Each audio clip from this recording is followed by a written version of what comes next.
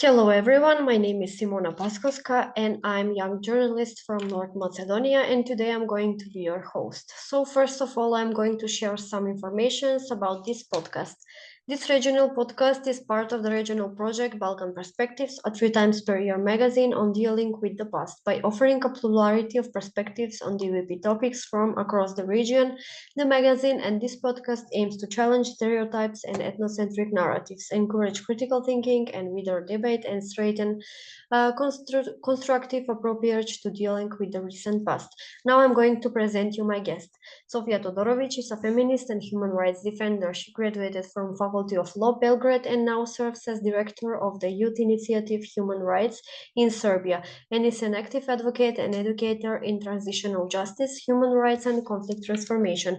Lejla Gačanica is PhD in law and worked as a legal advisor and independent researcher, and now serves as a program officer in Kvinna Foundation. Her areas of interest are dealing with the past with a focus on the culture of memory, human rights, constitutional law, and she is author of published articles, analytical, scientific, and research papers in these fields. Naum Trajanovski is a sociologist interested in cultural and historical sociology, the history of sociology in East Central and Southeast Europe, nationalism and memory studies. In the past years, he primarily worked on memory institutionalization, memory politics, and radicalization in the Balkans. Before we start the questions, I should tell you that we had 3 segments that we'll be following. The first is about the war in Bosnia, the second is about Kumanovo Agreement in 1999, and the third one is about refugee crisis in Kosovo. This is my first time hosting a podcast in English, so I apologize if I make any mistakes. 25 years after the end of the Kumanovo Agreement, the end of the refugee crisis from Kosovo to the Republic of Macedonia and Bosnia and Herzegovina's exit from the civil war, the Balkan Peninsula, we are commemorating these pivot moments in the Balkan history. The effects from the Yugoslav wars and its consequences are still present in today's societies, and we are burdened for the improvement on the relations on the Balkan countries vis-a-vis European integration. So around the same time as the Kosovo crisis, which we are going to talk about later, Bosnia was emerging from its own devastating conflict. The Dayton Agreement, signed in 1995, had brought an end to a Bosnian war, but the region still faced numerous challenges in the aftermath. The Bosnian society was lived in turmoil with destroyed economy and infrastructure and traumatized population. The Bosnian road to stability has been anything but simple, filled with challenges. So, Leila, can you tell us how memorial practices in the post-conflict societies help comfort the wartime past and shape future identities? Symbolic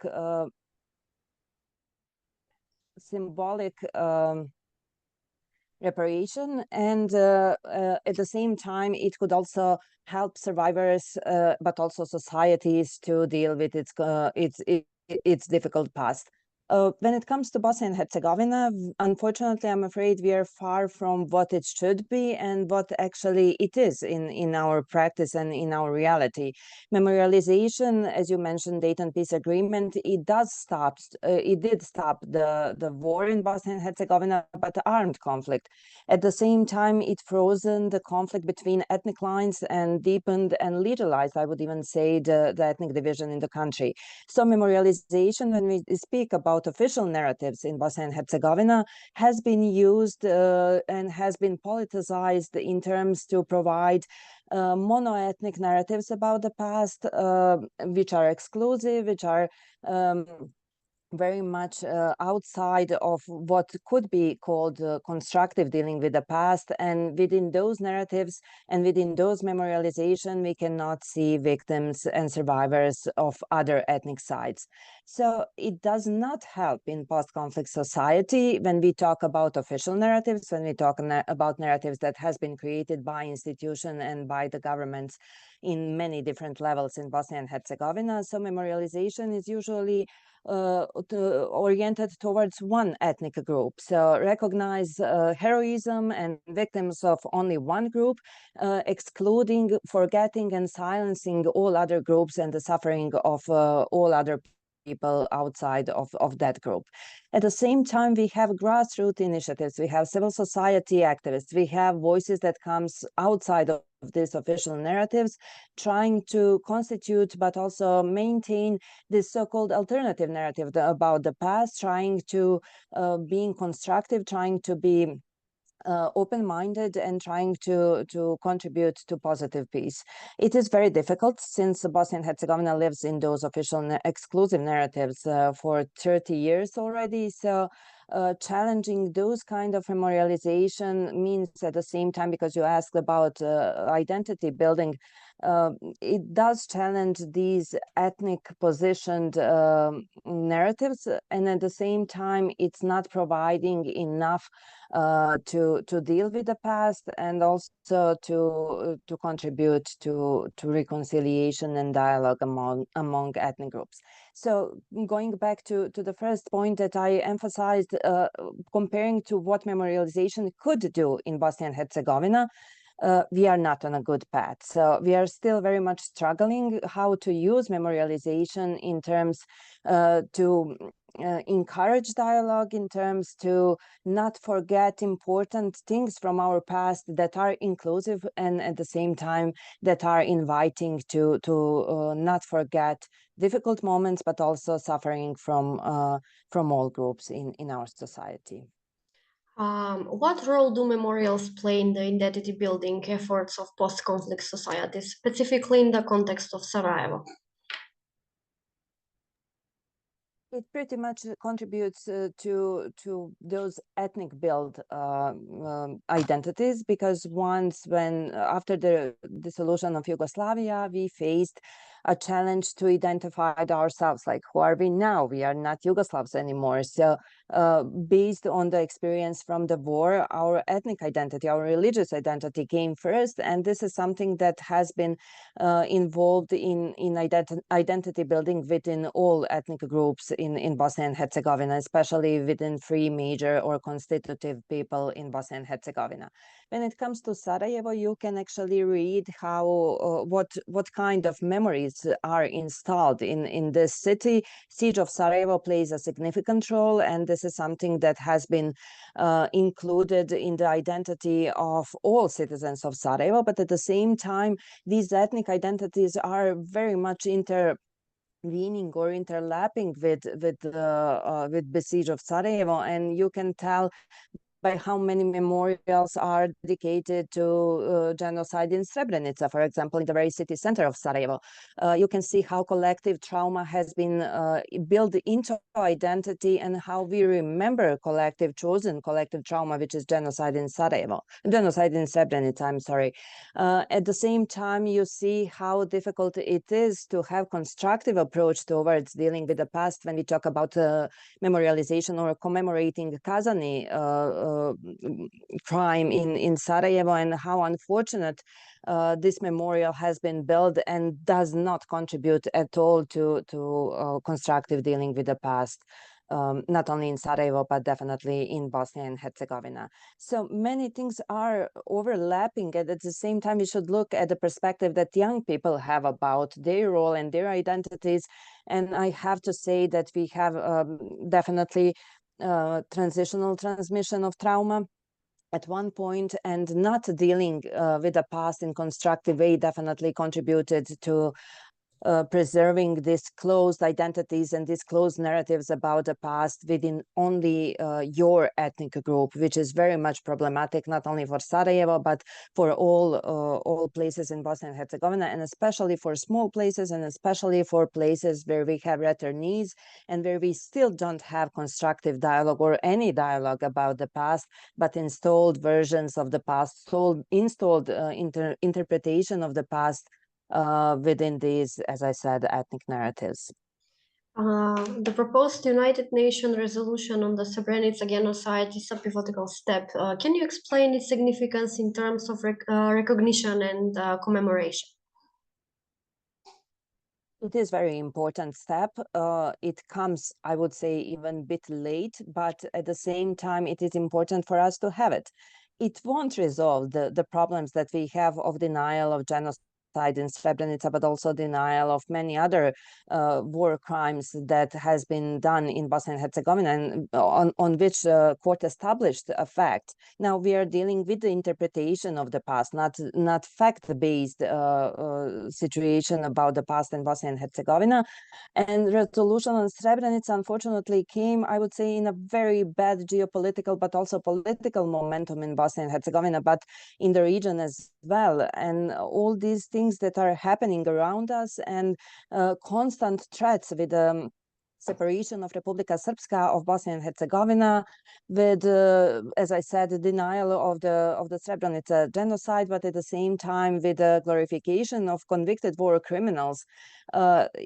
It won't. I mean, it will help, but won't resolve the issues that we are facing with for many years. And I'm afraid that for 30 years, if we could not find a constructive way to resolve these things, to stop genocide denial, but at the same time glorification of war criminals, I'm afraid that resolution will help at certain point, but definitely won't have the strength that it would have as it came, if it came earlier in the past.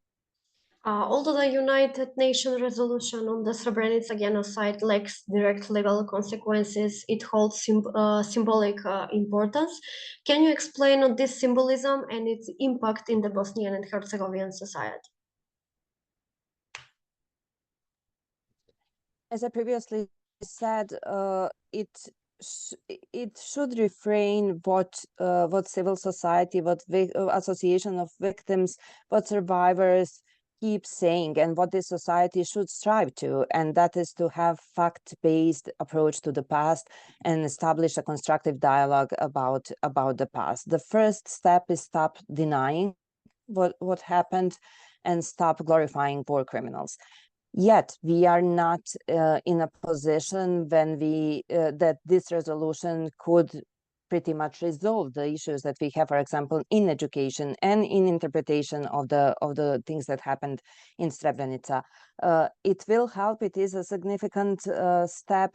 But as I said, at the same time, there are much deeper problems that has to be resolved on institutional level, but also in terms of rule of law and implementation of the laws that prohibit domestic laws that prohibit denial of genocide, and also trying to establish a decent memorialization of the event. What challenges do post-conflict societies face in establishing and maintaining memorial practice that currently reflects their wartime past? Our societies do not have approach to critical dealing with the past, critical approach of politics, of memory, and culture of memory. And this is something that has been seen for many years in all our societies. And this memorialization, unfortunately, has been captured by institutions, by political elites, and they promote the narrative, as I said, for Bosnia and Herzegovina, has been very ethnic-based and very exclusive for all other groups. In that terms, many things could help, but at the same time, I'm a bit skeptic that that could happen in a sooner future, because we've been witnessing many destructions, we've been witnessing many denial of the war crimes, we've been seeing hate speech, we've been seeing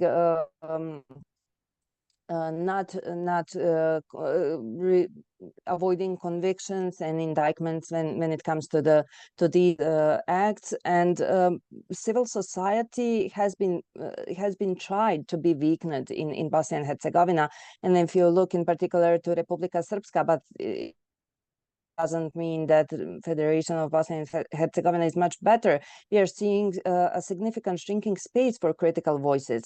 And that will mean that this fragile civil society attempt to establish a critical culture of memories will be shrinked even more, will be fragile even more after if this happened in Bosnia and Herzegovina as it's been announced. European Union approach could be a momentum, could be opportunity for Bosnia and Herzegovina, definitely, but at the same time, it has to be more critical, it has to be more clear on what are the goals, and not cooperating with the governments that are supportive or exclusive when it comes to politics of memory, and not contributing to establishing positive peace in our country. Thank you, Lejla.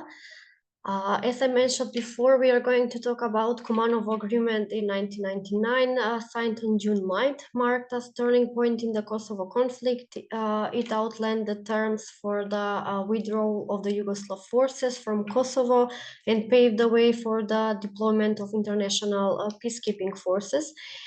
In a way, this agreement signifies the end of the main military actions in Kosovo, but also caused huge rifts not only between Yugoslav leadership and KLA members, but also USA, NATO alliance, and Russia. So, Sofia, can you explain me the tendencies that lead to the Serbian society to deny facts regarding the Kosovo issue from 1990s to 2024? Well, basically, I think that also part of your question consists the answer. So these tendencies are not new. They are actually deriving from the past, and they're somehow also, I would say, linked with the triggers of the conflicts and how Albanian community was treated while Kosovo was considered integral part of Serbia, what kind of human rights violations have been happening there, how their right to education, to schools, to their language, and some basic human rights that for us are now, like in general, mostly completely normal, but this group of people was very subjected to very discriminatory political approach, I would say, from Yugoslavia back then, and this kind of, let's say, resentment and the fact that people were unsatisfied with this kind of treatment was constantly put under the rug. And people were, like kept in dark, they were like kept silence, because basically it was considered that if you say anything and if you complain on any kind of state policy, that means that you're directly undermining the statehood of the country where do you live. So I'm sorry that if this sounds familiar for at least some of us, but unfortunately we are again in that kind of environment, and I'm very sad because of that. So with this like brief introduction, I wanted to somehow try to provide an explanation how basically this trend of denying everything that has been done in our name, in the name of Serbian state, in the name of, because many of the crimes that were committed in Kosovo were done by military and police. Also, paramilitary groups were included there, but we had like official state structures included in this war crimes, and many of the verdicts have very in detail explained how this chain of command look like, what kind of crimes have been committed. So if it can be said, what is actually something that we can use for the future is a large number of documents that are there and that should be, let's say, some sort of a defense mechanism to all this silence and all this denial that is constantly present. But from the moment of signing the Kumanovo Agreement, the relations between Serbia and Kosovo have been very sometimes dynamic, sometimes hectic, sometimes violent. And we had, like, even after the Kumanovo Agreement, we had different sorts of violence happening both in Kosovo in 2004. Then after that, we had a declaration of Kosovo independence. Then we had violence there. Then we had different kind of incidents isolated. And I would say that the last big thing that happened was Banjska last year, and the fact that those who are responsible for this attack are still not brought to justice, and we know that they are somewhere in the territory of Serbia. So this shows, let's say, a clear lack of intention to change the political discourse, and I think that that is key. We are now currently in Belgrade preparing the Dobar Dan Festival, where we are trying to talk about all these things, but also to use culture and art as a tool. But unfortunately, we are facing so many difficulties while doing so. But even though we are somehow determined not to actually give up. Sorry. this somehow has been a standard. I would say that before 2012, we had, let's say, now I think that from this point of view, we can say it, we had, let's say, more free environment for speaking about the past, but there was never a firm political dedication to, like deal with everything that happened and to start building peace with Kosovo that is based on some different foundations. Not on, like misuse, manipulations, calculation, mutual accusations, not by, somehow inciting tensions in Kosovo and things like that. But I think that we never somehow made a clear breakup with this kind of practice. From 2012, these things are changing. Then we have the return of the people who were convicted in front of the International Criminal Tribunal for former Yugoslavia for crimes committed in Kosovo. And I think that that is one of the biggest shifts, that in the moment when these people are being welcomed, with state ceremonies in Serbia, when they're being brought to Serbia with state planes, where they're being welcomed by the ministers and state officials actually. So I think that that was a clear message that there is no readiness to somehow apologize for the crimes that were committed, at least not sincerely, and that there is actually a decision to do something completely different. And expecting that we can build peace that is being led by, people who were deeply involved in the conflicts and who never actually changed their stance. I think that that's the key, because we had also many in Bosnia, at least, where you had like former combatants now working together for peace, who are trying to educate younger generation, to explain them why war is not something that we should strive to, and how to build peace, and how actually they changed after that kind of experience. So unfortunately, in the context of Kosovo and Serbia, even exchanging art and cultural events and speaking about the reality, how life in Kosovo looks like today, that is somehow being forbidden and treated on the highest levels of the political representation as something that is a treason, something that is a treason, something that is something that cannot be done, something that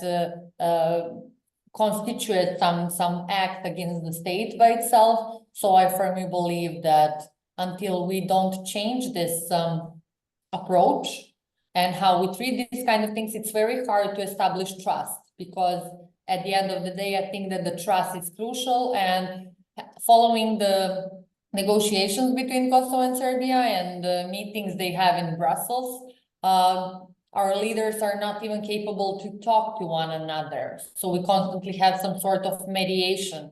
And I'm not sure that that is a place where we should be 24, almost 25 years after NATO bombing.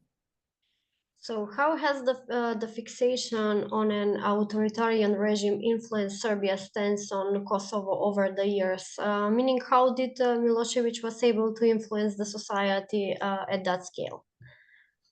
Well, if we are speaking about the 90s, because I'm imagining you're referring to that part, not to the part from Kumanovo Agreement until now.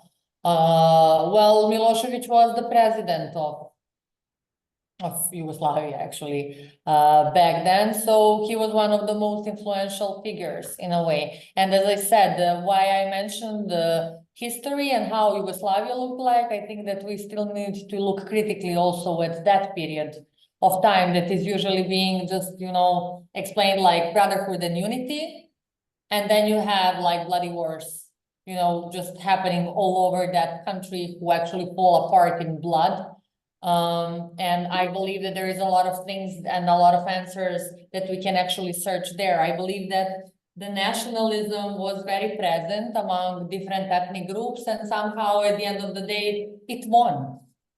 I believe that during the 90s, the nationalism somehow won, and I believe that Milosevic was actually using this victimhood myths about, Serbian people, using this anti-West rhetoric. So basically everything that was somehow coinciding with the public opinions about certain things. But on the other hand, the resistance in Serbia was much bigger back then, even though this sounds crazy, but still it was not enough, because you had the whole state that was involved in fueling basically the conflicts, and under the excuse of defending Serbs who are living outside of Serbia, actually committed a lot of war crimes, and not just war crimes, but also crimes against humanity and genocide. So on the other hand, people were, and then Serbia was exposed to sanctions and many other things. So I'm sure that, at least with the part that I can recall from my family, people in Serbia thought that they're having bigger issues than that. For example, in my family, we didn't know that siege of Sarajevo happened. I know that this sounds like crazy, but this was the stage, because propaganda was so hard. All TV stations were reporting in the manner that was dictated by the ruling political elite. Nothing else, nothing different, nothing that can critically examine the decisions of the government back then, and the president was not able to be seen in the news or in the TV. So there were only few voices of sanity back then. Unfortunately, I would say that also this heritage of authoritarian regimes and of propaganda is something that Serbia didn't dealt well within itself. So somehow some roots stayed there, which enabled actually very fruitful soil for the next people who don't value and cherish all values of democracy that much, to just build up on all of that. And I believe that from 2012, we are witnessing, at least we in Serbia, this, this rise of nationalism, this captured state that we are somehow living in, with people being constantly, bombed with huge number of information regarding Srebrenica genocide, with only one information 24 hours a day, to the stage that we even have billboards, we will have banners on the bridges, we had like lighting building, huge building with lights and the titles in the city center, we have graffiti, murals that follow, so it's everything, it's not just, like political, it's culture. It's street art, it's billboards, it's fancy parts of the city with their messages. So it's basically everything. So if you are, and this is why actually we from Youth Initiative insisted so much on political responsibility, because basically if you have a people who lives on one territory who are constantly convinced that they're threatened by somebody or someone, and who are not aware of actually the facts, then they're easily manipulated. They can really easily be manipulated. And if you have the political elites that are very dedicated to this kind of behavior that I explained before, there is no that people that can be prone to that amount of propaganda. So this is why political responsibility is very important, and why actually it's important that we constantly address it. Sofia, can you tell us the significance of the Kumanovo Agreement in the context of Serbia and Kosovo relations? Well, the Kumanovo Agreement made a significant change, first of all, because it meant that the army of Serbia or any kind of police and security forces of Serbia leave the territory of Kosovo. And there was a lot of mentioning of Arctisaris, actually, suggestions in the Kumanovo Agreement. For me, is still one of the most interesting part, even though that part was referring to the hostilities in terms of war, but the Article 2 of Kumanovo Agreement very explicitly addresses like the end and putting an end to hostilities, and basically where Republic of Serbia is saying that it will basically constrain from any acts in Kosovo and against Kosovo that are somehow inciting hostilities among two countries. So sometimes for me, it's crazy when I see that, this kind of determination, or at least the obligation existed, you know, in 1999, and when you see it now, how people are very relaxed when they are, you know, inciting people to hate, when they're promoting some hate speeches. In Serbia, we have now this pandemic of murals of when the army returns to Kosovo, which is somehow, you know, directly linked also with this obligation from the Kumanovo Agreement. So we are somehow from the walls in many countries across Serbia, this is being promoted as a message that we dream about it. So I'm not sure how this kind of messages can strengthen peace efforts and how they can help us to understand each other better. So sometimes I have a feeling like, even though basically the Kumanovo Agreement presented the official end of war between Serbia and Kosovo, but on the other hand, we are having war with another means. And I believe that this is happening precisely due to this very intentional unwillingness of political elites to deal with this. Currently, I think that we have a lot of nationalism present in both societies, which is making actually the situation much worse. And actually it makes the work also of people who want to cooperate on some, you know, sincere, healthy basis, very, very hard. And I believe that Mirdita Dovrdan is one of the best examples how things can actually go in a completely different direction, even though we had like the support of Vučić, who was prime minister back then, was encouraging city venues to give us, you know, the spaces. Then Vučić and Rama's letter. Then in 2017 and 18, again, complete chaos. Several hundred people, actually far-right extremist groups on the street, TV stations, everything. And then we again had a peaceful period, like something more peaceful. In 2022, almost nothing. And then now again in 2024, again, the spark of violence, of very inadequate statements of the highest state officials. So I'm not sure how this contributes to the European perspective of Serbia, where we have like the Chapter 35 that actually says that normalization between Serbia and Kosovo is something that should be a priority. And by signing actually Ohrid agreement with that Kosovo. So yeah, I think that maybe if that answers your question. Yes, so that can can you be my shortly highlight some of the key answer. Can you shortly highlight some of the key agreements between Serbia and Kosovo and why Serbia refusal to acknowledge these developments? Where there are other agreements besides the Kumanovo Agreement? After the war.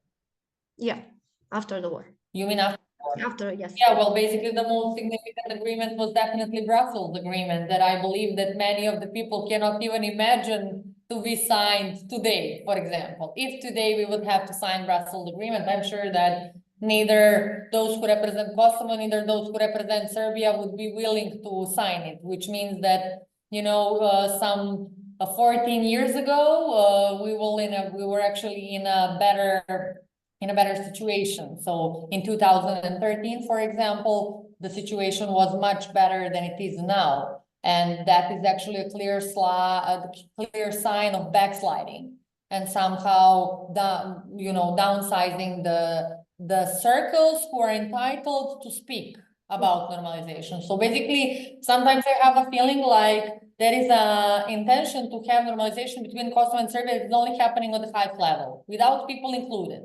So those people who want to be loud, who want to be included, who want to speak with each other, so that is impossible. So on the other hand, it seems like everybody are trying to keep the dialogue only in Brussels. So not to have it on a society level. Others mean. Thank you very much, Sofia. Also, and after that, yeah, we had the latest Ohrid agreement, but I think I mentioned it. Yeah. Thank you very much. Here also it's important to mention the Kosovo Refugee Crisis in 1999. The Kosovo Refugee Crisis unfolded as a result of the conflict in the Balkans. Thousands of ethnic Albanians fled Kosovo, seeking refuge in neighborhood countries, including Macedonia.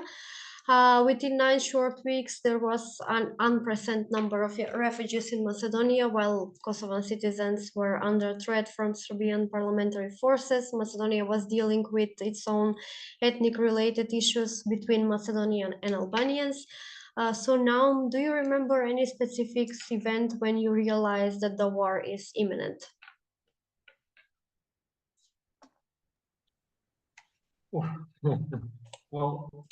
Well, me personally, I do not recall much of this historical episode due to the fact that I was even underage at this point.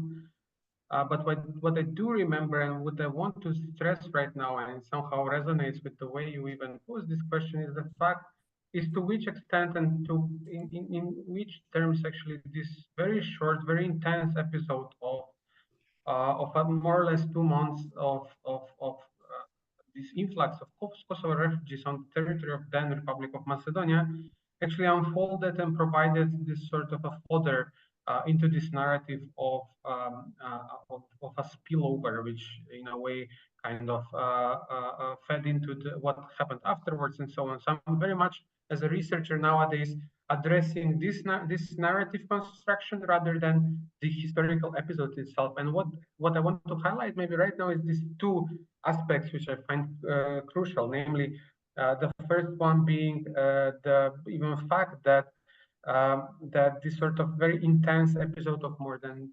350,000 refugees at one point being in Macedonia from Kosovo, they constituted more or less some 15 to 70% of the population at the point. So this sort of refugee influx shook this sort of idea of the Macedonian society promoted more or less by the elites, but nevertheless very much domesticated by the population, that the Macedonia is a peace oasis. So in a way that here, unlike, let's say, the other Yugoslav republics or the region itself, here the interethnic relations are not able, they do not have the potential to escalate in a way into some sort of a more bigger tension or even a conflict. So this sort of intense refugee influx showed that in a way this potential is very much present, and it's even kind of imminent to the elites, but also within the society itself, as it kind of that this whole set of animosity in a way and kind of reluctance towards the refugees kind of showed up, and this in a way nivelated the whole idea which was built of Macedonia as peace oasis within Yugoslavia. So this is one of the aspects which I find pretty kind of pretty formative for the Kosovo refugee crisis in Macedonia. And the other one, which is very, very important and which I kind of tried to develop in the text I wrote, is the one which is related to the fact that the Kosovo refugee crisis in Macedonia shook the foundation of the international organization's presence in the country itself. So this whole dynamics of this whole tension, even we can say, of the Macedonian government and versus the various set of international relations, starting with the UN agencies, but going to all sort of NGOs and humanitarian organizations. This sort of dynamics of tense relations of them being the ones who are actually facilitating the refugee crisis and the influx of Kosovo refugees to the Macedonian territory in a way juxtaposed. It provided a clear kind of distance from the whole idea of the international organization's presence in the country throughout the 90s. And this I find very, very critical in a way, because it was mostly due to the presence of the international community in the state and the program, the UNPREDEP, and the kind of this holistic approach to interethnic policing in terms of course, as politics. So this whole idea of this whole approach of the international community was very much formative, and it kept the interethnic balance throughout the 90s. So what these two intense months of 1999 proved, in a way, showed was that this kind of perception, both elitarian but also social, in a way, could be changed drastically in a very short period of time. So from the highest level of government officials to various sorts of others, this kind of narrative of the international organizations being the facilitators of the crisis and hence potentially shaking the interethnic balance in the state. This is when these events proved the foundations, and we can see it nowadays. And this is what I can highlight as a critical argument, is that this whole narrative of the international organizations being the one which are shaking the ontological security of the Macedonian citizens through with the Bulgarian agreement, the Greek agreement, the Ohrid framework agreement. It's having some sort of a very brief prehistory dating back to 1999, the early 1999, and these sort of events related to the influx of refugees in Macedonia. So this is maybe what I wanted to highlight as two critical remarks and how I see this event from this perspective. Do you have any information on how the refugees were treated here in Macedonia? Well, this is also, I mean, my answer here would be also contextual in a way. I'm not an expert on this particular historical episode. I'm not working exclusively with it, but I'm working on kind of this intellectual treatment of the interethnic relations in Macedonia in the past and in the present. And what I was able to reconstruct from secondary literature and from reports I read, and also from oral history accounts, was that this sort of intense 2 months period was quite different. There was not a unified response, even though there were certain governmental attempts, kind of also in link with the attempts of the international organizations and their presence in the state to prepare for the influx. But nevertheless, these refugee experiences in Macedonia are quite different, I would say. So more than half of the percentage of refugees from Kosovo found safe havens in individual homes and households, mostly of ethnic Albanian origins and religiously Muslim, but nevertheless the rest were in a way kind of settled within the border regions of mostly Blace and the cross-national border crossings. There were certain tensions, but in a way there was also kind of a cooperation between the government and the international community, meaning mostly NATO and EU, as to how this sort of influx should be facilitated. So yeah, it's very different, I would say. There were tensions, but what I find more kind of suggestive is the way it was narrated and the way it was in a way used afterwards to kind of claim certain things about the possibility or impossibility of interethnic coexistence in the state.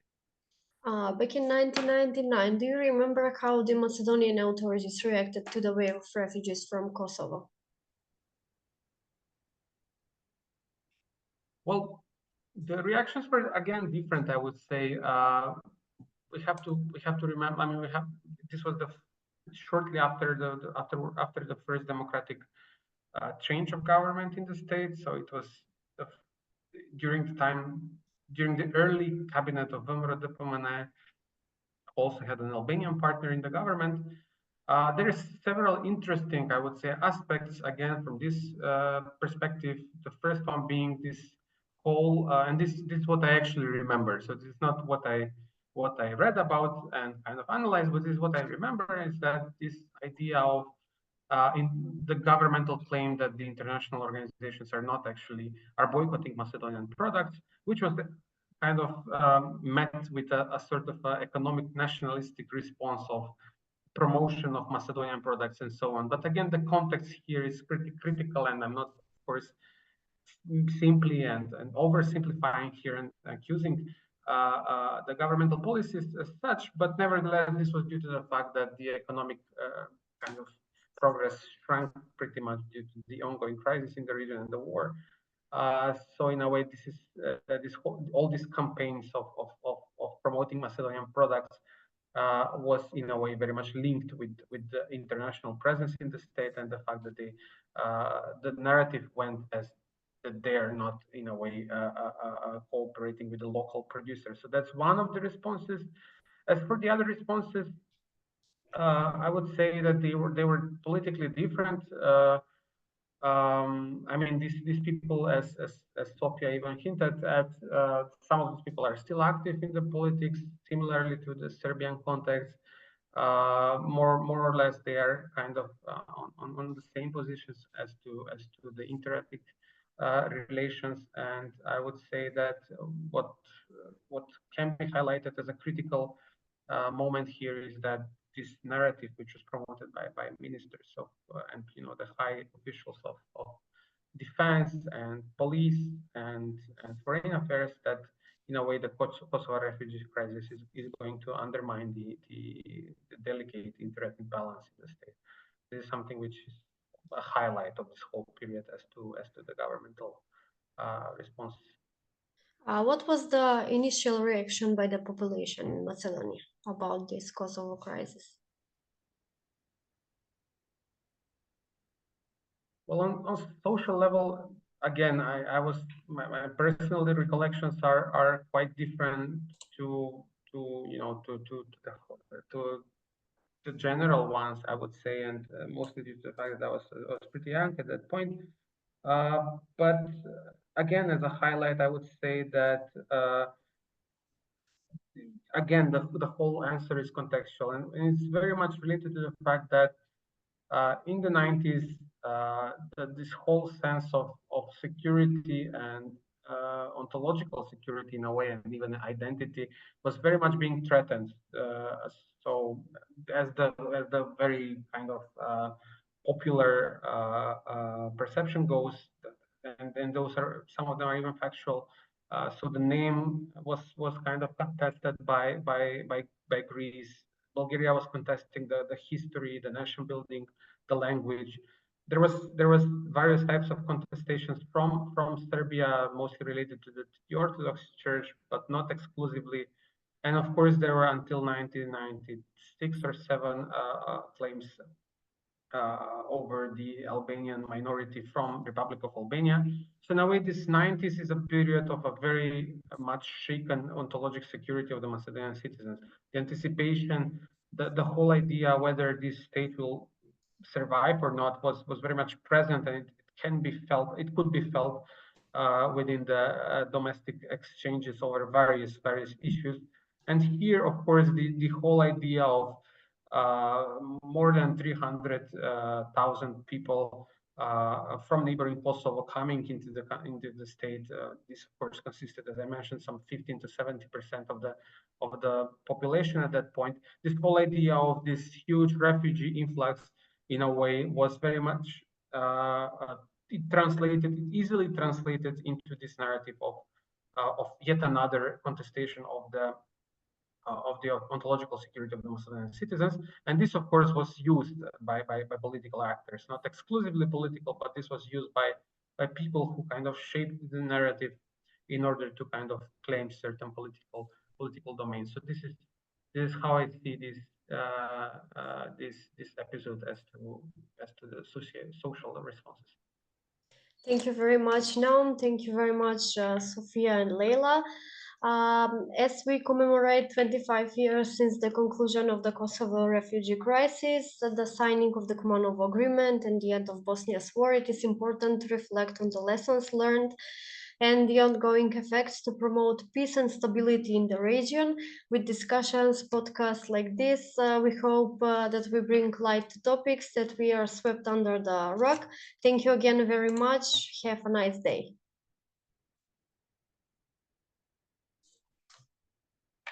Thank you. Bye. Bye-bye.